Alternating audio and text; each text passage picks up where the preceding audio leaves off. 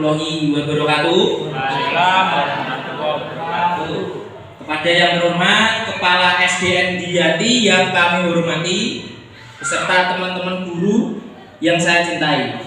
Pertama-tama kita panjatkan puji syukur kehadiran Allah Subhanahu wa taala yang mana di ruangan ini kita diberi kesehatan, kebahagiaan. Amin. Oke, langsung saja Bapak Ibu-ibu. Ini kami ada tugas untuk mengimplementasi penerapan budaya positif di sekolah.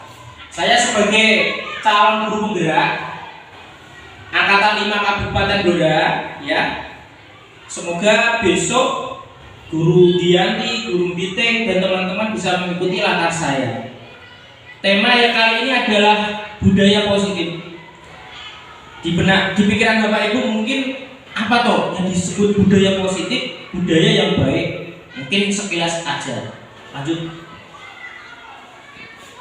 Nah, materi hari ini yang pertama adalah kita akan membahas budaya positif, kemudian disiplin positif dan nilai kebajikannya, ya. Kemudian kita membahas teori motivasi, hukuman, dan penghargaan restitusi. Ini mungkin benar. Ini mungkin ada hal baru yang mungkin Bapak ketahui apa toh arti restitusi, apa arti hukuman. Nanti kita bahas satu persatu secara runtuh. Kemudian keyakinan kelas. Apa yang dimaksud keyakinan kelas? Kebutuhan dasar manusia, posisi kontrol, dan yang terakhir itu adalah penerapan segitiga restitusi. Ya, baru nanti kita bahas satu persatu. Next, apa yang dimaksud keyakinan kelas?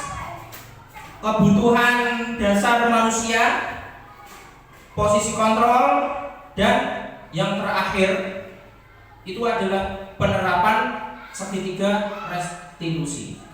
Ya, baru nanti kita bahas satu persatu. Next. Nah, pengertian budaya positif. Budaya positif adalah nilai-nilai yang diyakini atau keyakinan dan kebiasaan di sekolah yang berpihak pada murid. Kita sadar bahwa tujuan pendidikan kita adalah sekarang itu adalah merdeka belajar. Kita buang paradigma yang yang kita pikirkan, pola pikir kita yang lama kita buang. Sekarang adalah tujuan kita adalah semua adalah merdeka belajar, ya. Semua dituntut ke murid. Murid itu harus merdeka dalam arti merdeka belajarnya, lingkungannya, semua harus fokus kepada murid. Ya, itu adalah budaya positif. Disebut juga budaya-budaya yang sudah terbentuk di sekolahan. Mungkin Bapak Ibu tidak menyadari kalau ini memang sudah diterapkan di sekolah kita, tapi ini termasuk budaya positif apa tidak, nanti kita ulas satu persatu. Budaya positif meliputi 6 hal, ya. Ini adalah materi pokok kita. Nanti kita 6 hal itu apa aja? Perubahan paradigma, stimulus respon, konsep disiplin positif, keyakinan kelas, pemenuhan 5 kebutuhan dasar. Nanti kita bahas. Nanti Bapak Ibu kita bahas satu persatu. Nanti biar kita mengerti apa tuh sebenarnya budaya positif yang diterapkan di sekolah itu bagaimana. Lanjut. Nah, sekarang yang pertama disiplin positif, ya. Disiplin positif merupakan pendekatan mendidik anak untuk melakukan kontrol diri dan pembentukan kepercayaan diri. Mungkin di pemikiran kita disiplin berarti harus berangkat tepat waktu, ya. Tidak melanggar, intinya kamu harus disiplin, jangan sampai melanggar peraturan yang ada dibuat di sekolah.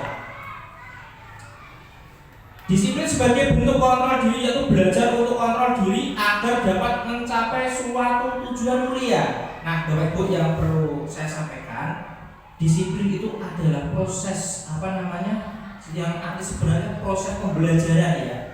Pembelajaran, bukan disiplin itu tidak menyangkut datang terlambat, itu bukan. Tapi disiplin itu adalah proses pembelajaran, mengontrol diri.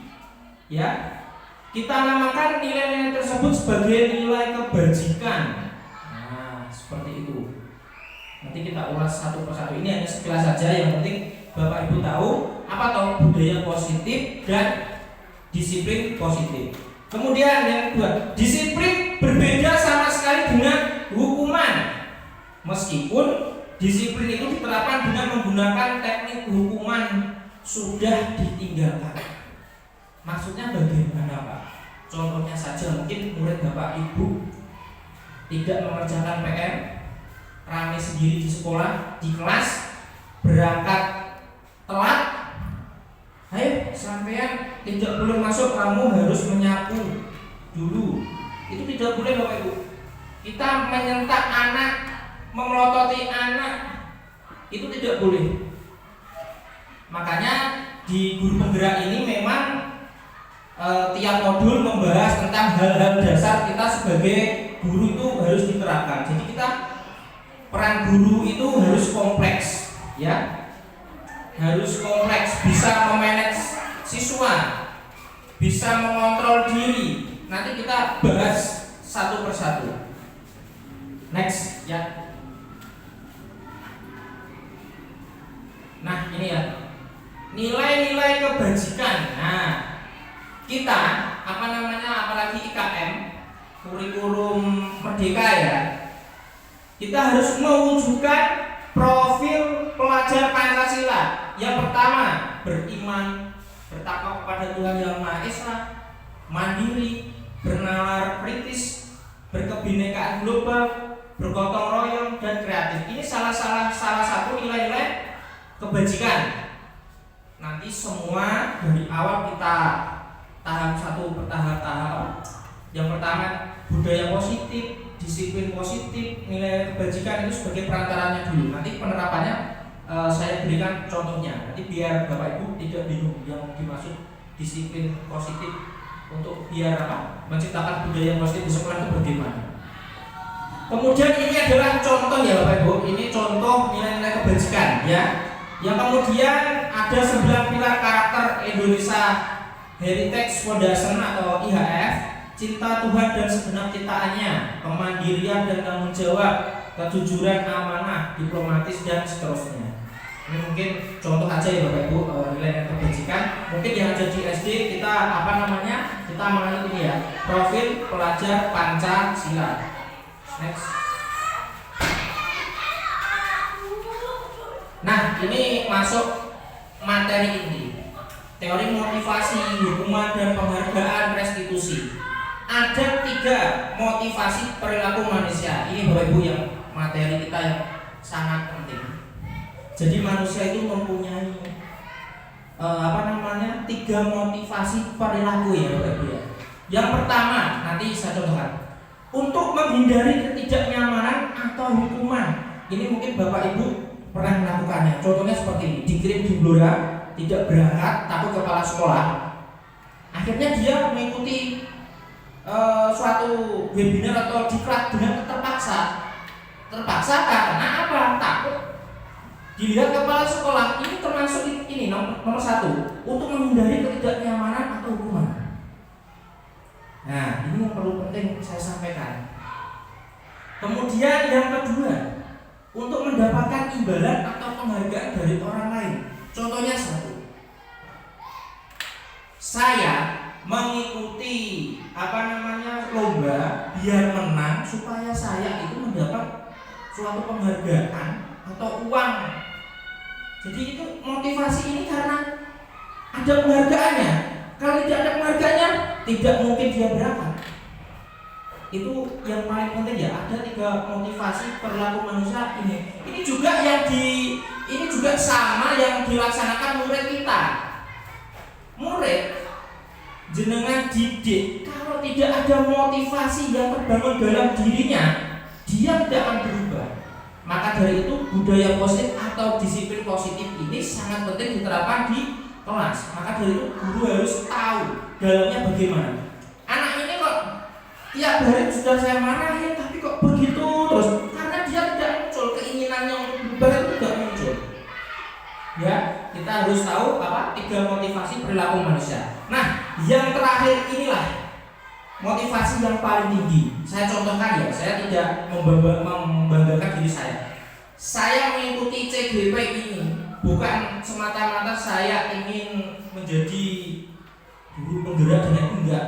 Karena ya saya memang dari dulu ingin menunjukkan motivasi diri saya.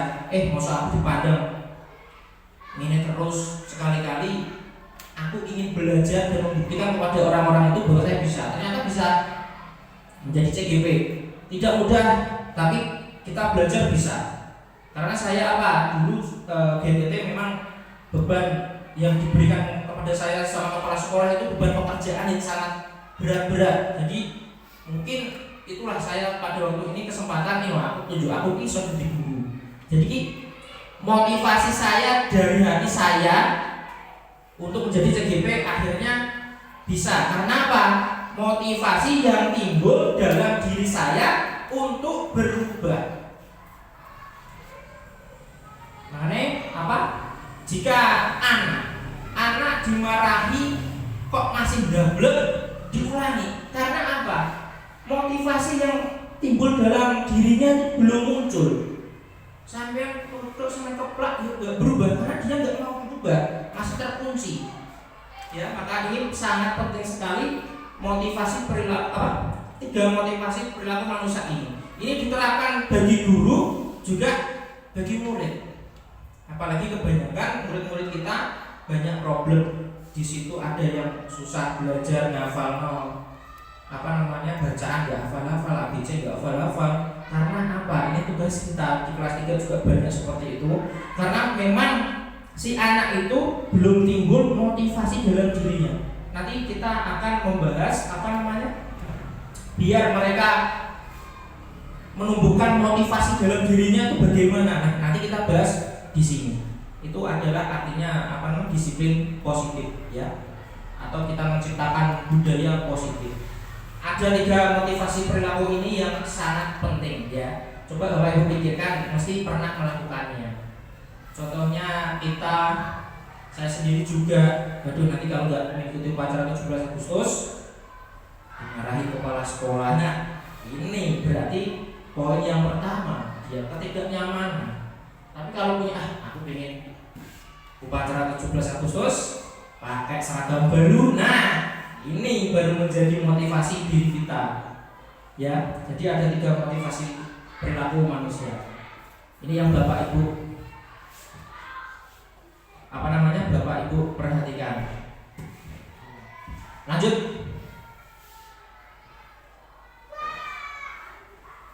Nah, ini ya tadi sudah saya jelaskan untuk menghindari ketidaknyamanan atau hukuman. Tadi sudah saya jelaskan contohnya. Lanjut bagian. Terus lanjut. Nah, sekarang lanjut hukuman ya. Hukuman, pengertian hukuman ya. Hukuman adalah sebuah cara untuk mengarahkan sebuah tingkah laku agar sesuai dengan tingkah laku yang berlaku secara umum.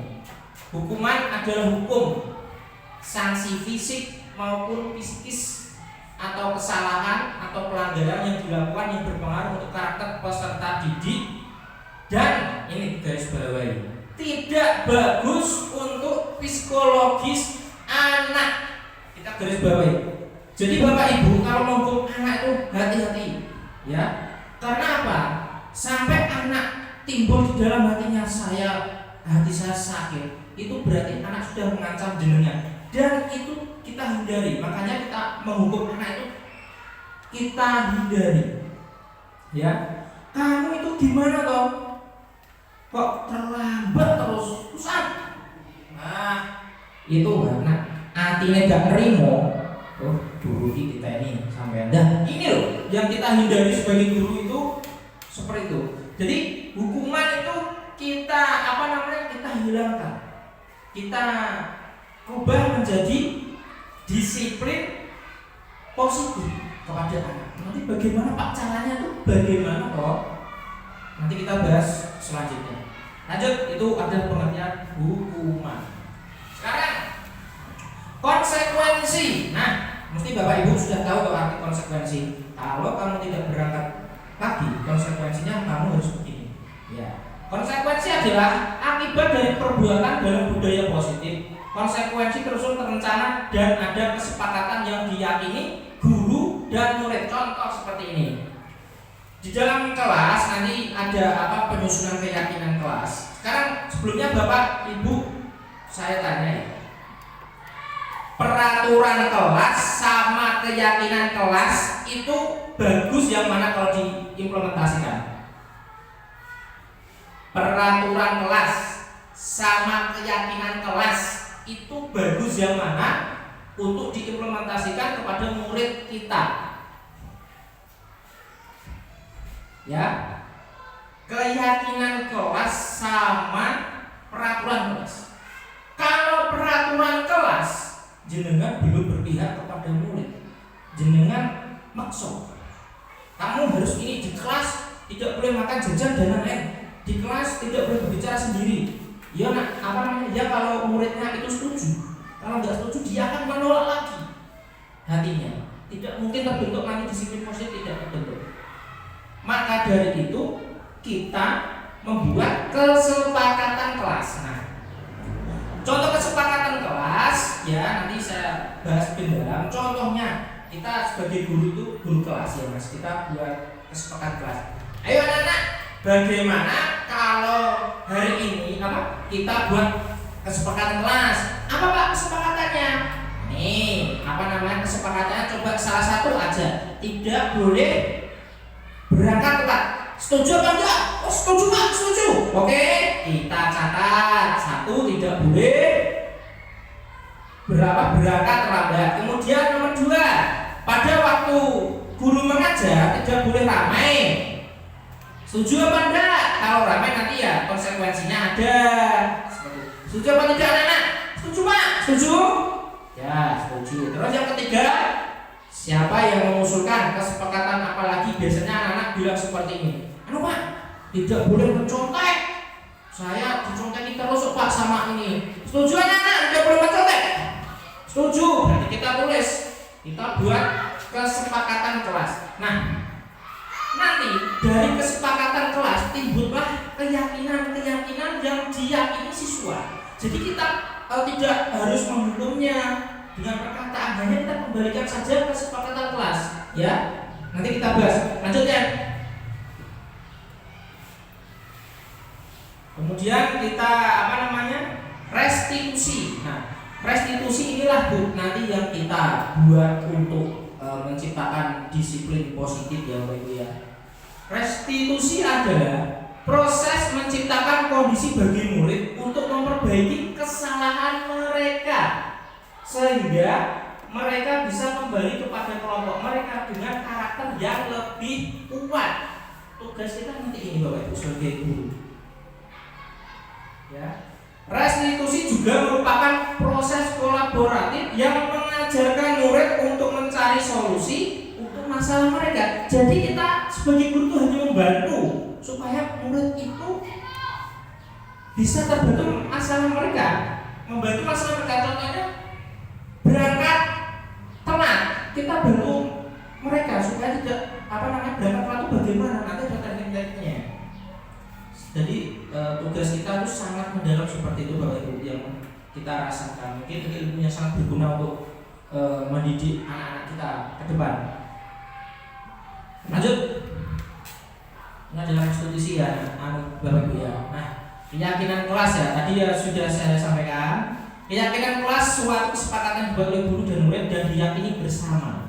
Ya, apabila suatu saat dilanggar, maka ada konsekuensinya yang harus diterima. Itu sudah kalau kita buat keyakinan kelas, kesepakatan kelas Bapak Ibu, jangan tinggal mengembalikan saja.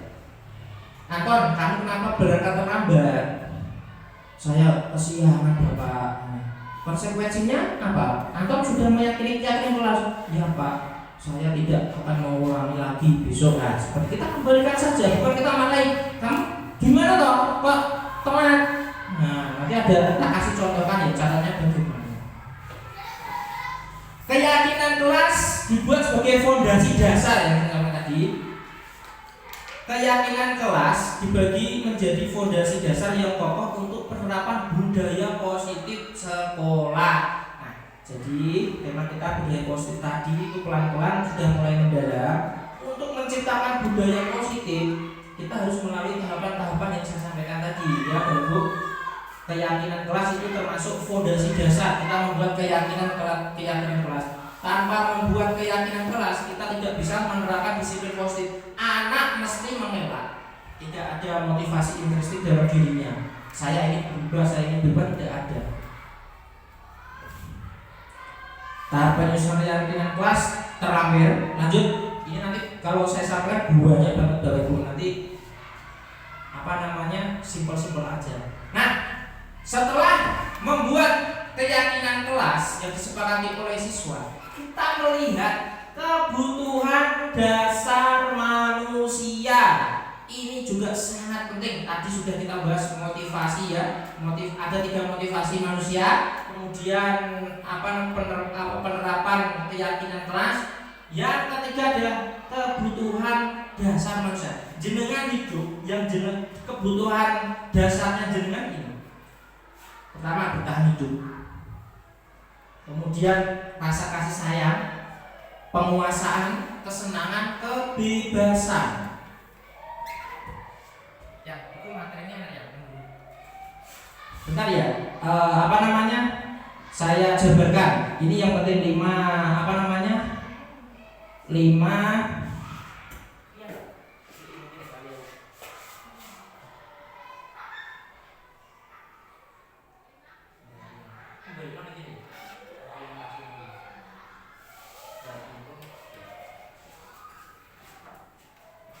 Nah, ini 5 kebutuhan dasar manusia. Ke bawah. Yang pertama adalah kebutuhan bertahan hidup, survival, ya, kebutuhan bertahan hidup. Kebutuhan yang bersifat fisiologis untuk bertahan hidup, misalnya kesehatan, mesti. Kebutuhan dasar manusia tetap bertahan hidup, kalau tidak sehat kita akan mati, kan? Ya. Rumah, nah, dan makanan. Kebutuhan biologis bagian dari proses reproduksi, ya, termasuk kebutuhan bertahan hidup, Bapak Ibu, ya. Komponen psikologis dan kebutuhan ini meliputi kebutuhan dan perasaan aman. Ini termasuk komponen kebutuhan bertahan hidup. Contoh kita kesehatan, rumah dan makanan itu termasuk kebutuhan hidup. Kebutuhan bertahan hidup. Kemudian yang kedua, lanjut, kasih sayang dan rasa diterima. Nah, ini mungkin murid kita juga perlu seperti ini, ya Bapak Ibu, memerlukan kasih sayang. Kalau dia nggak nyaman, dia akan mengelak lagi, seperti itu. Kebutuhan ini dan 3 kebutuhan berikutnya adalah kebutuhan psikologis, kebutuhan untuk disayangi dan diterima. Nah, ini Bapak Ibu, ya, ini kebutuhan dasar manusia, kita harus paham. Yang kedua adalah kasih sayang. Tanpa kita ketahui kebutuhan-kebutuhan ini, kita tidak bisa mendidik atau mendisiplinkan positif anak, karena jenengan tidak tahu kebutuhan dasar anak-anak itu yang belum dipenuhi mesti apa. Seperti itu. Lanjut.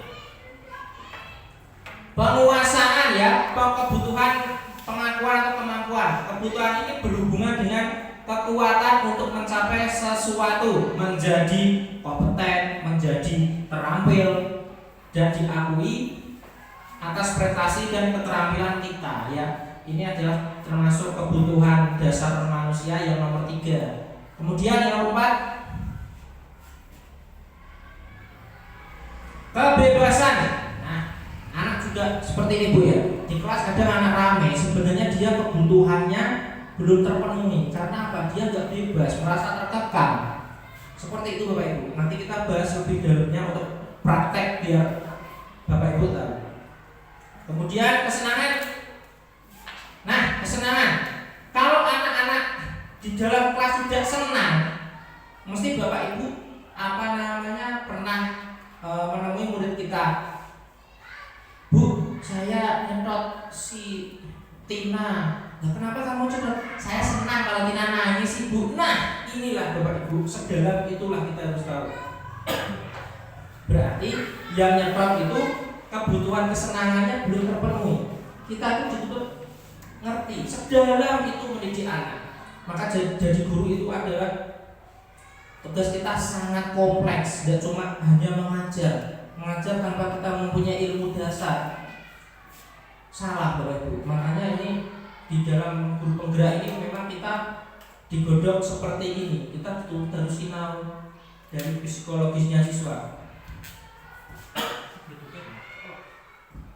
Lanjut, setelah kesenangan sudah ya. Itu ada 5 kebutuhan dasar manusia ya yang saya sampaikan. Kemudian pindah ya ke implementasi tadi ya. Nah ini semakin kita semakin menginjak acara intinya. 5 posisi kontrol guru. Nah ini mulai menarik. Guru sebagai penghukum, guru sebagai pembuang merasa bersalah, guru sebagai teman, guru sebagai pemantau, guru sebagai manajer. Kami tanya Bapak Ibu, jenengan kalau di sekolah, di kelas, jenengan dari 5 posisi ini, jenengan di mana? Coba jenengan bayangkan sebentar.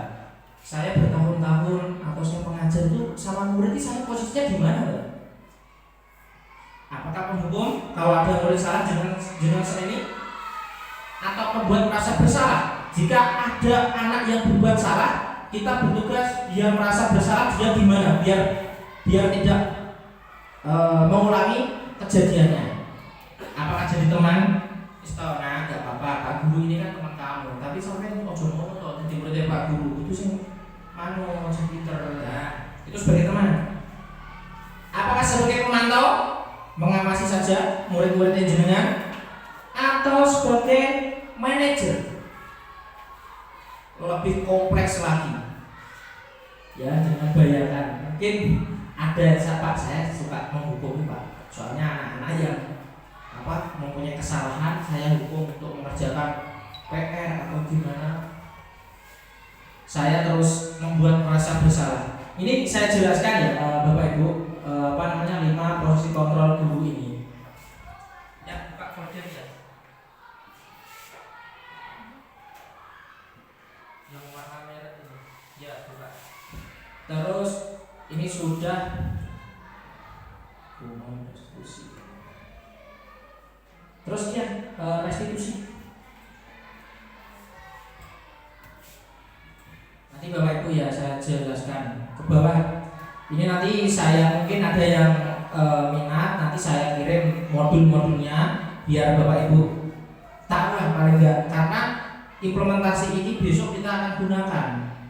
Setelah pendidikan guru penggerak semua selesai, kita implementasikan di seluruh sekolah. Jadi ini mungkin awal kita yang penting tahu lah makna disiplin positif itu bagaimana. Ke bawah. Ini sudah. Terus ini folder juga. Nah, masuk segitiga restitusi.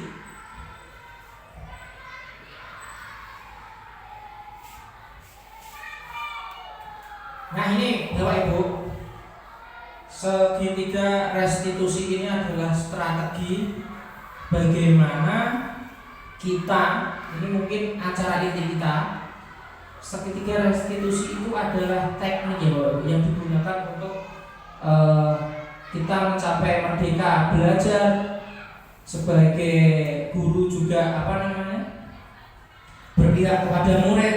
Kemudian bagaimana cara menciptakan budaya positif dan disiplin positif itu dengan cara segitiga restitusi. Nanti ada video saya terapkan. Nanti setelah jenengan melihat video mungkin tahu sebenarnya dimaksud budaya positif dan penerapannya itu bagaimana. Segitiga restitusi ini, teknik ini untuk Bapak Ibu terapkan, strategi Bapak Ibu terapkan untuk jika ada anak yang bermasalah. Ya, ini adalah tekniknya. Jadi tidak hanya harus menghukum dan lain-lain. Kita buang untuk menghukum. Apalagi tadi Bapak Ibu yang saya lupa aku menyampaikan, kita memberi penghargaan murid itu sebenarnya bagus, tapi sekarang dianggap kurang bagus. Karena apa? Timbullah motivasi ingin mendapat penghargaan. Jika tidak ada penghargaannya, murid juga akan malas. Seperti itu Bapak Ibu ya. Maka itu banyak sekali yang perlu didalami untuk materi. Ini adalah caranya. Yang pertama, menstabilkan identitas. Saya dari dulu juga bingung, Mas, materinya kok mendalam banget. Akhirnya setelah praktek, saya tahu. Jenengan kalau sudah praktek, jenengan sudah melaksanakan disiplin positif. Yang pertama, berbuat salah itu tidak apa. Yang videonya putar di ini.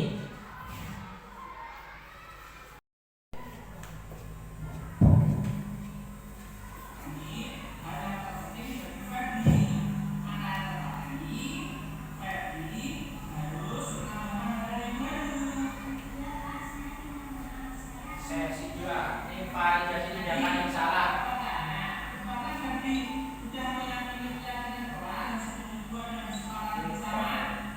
Ya. Tahap ini tetap kita kembalikan ke keyakinan kelas tadi.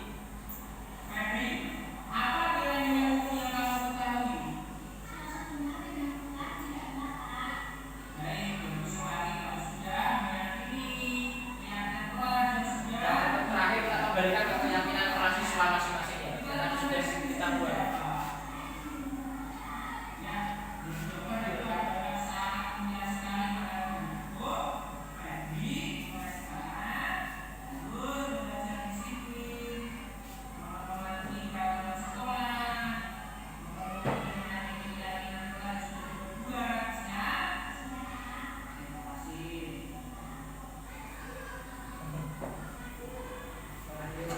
Yang ini loh, kita tak potong video ini.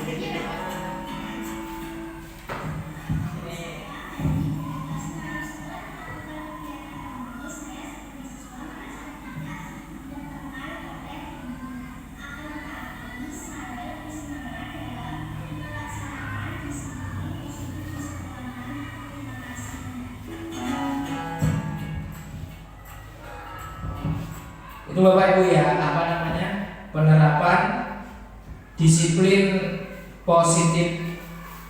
Semoga apa yang kita pelajari tadi kita terapkan di lingkungan sekolah kita. Biar apa, tujuan kita adalah merdeka belajar, supaya siswa kita merdeka, nyaman, semangat, mempunyai motivasi yang timbul dalam dirinya, bukan paksaan. Ya, tugas kita sebagai guru mengkondisikan semua itu benar-benar murid itu dibuat nyaman di sekolah. Maka sekolah juga harus memfasilitasi, sekolah harus memperhatikan seperti itu. Sekian ya Bapak Ibu pemaparan kami, semoga ilmu dapat bermanfaat. Kita sharing bareng, nanti modul materi saya berikan. Sekian, wassalamualaikum warahmatullahi wabarakatuh.